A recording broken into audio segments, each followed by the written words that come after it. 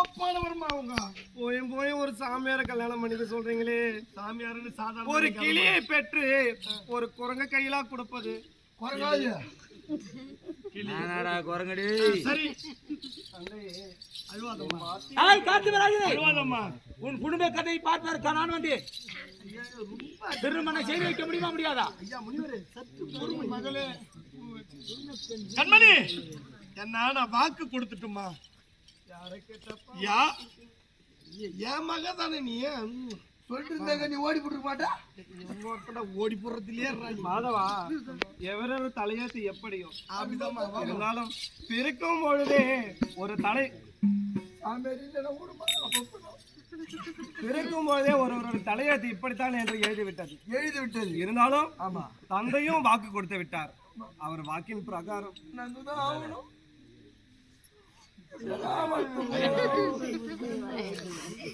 இருந்தாலும் தந்தையின் வாக்கு ஜெயிக்க வேண்டும்.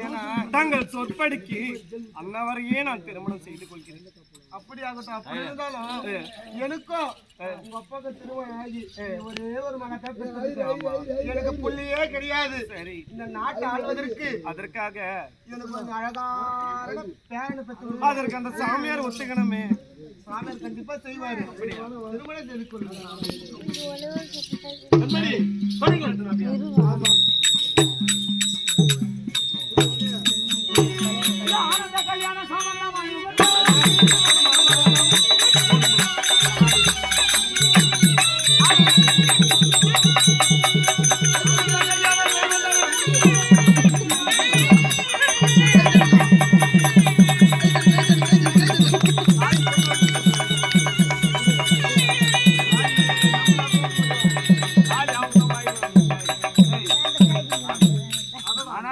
சுட்டு நேரத்திலேயே மணமாலை வீசி எறிகிறார்.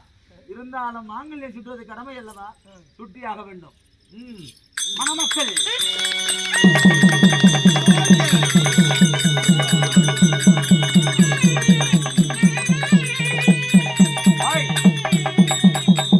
எல்லாரும் முடித்துட்டு குத்துட்டு போங்க.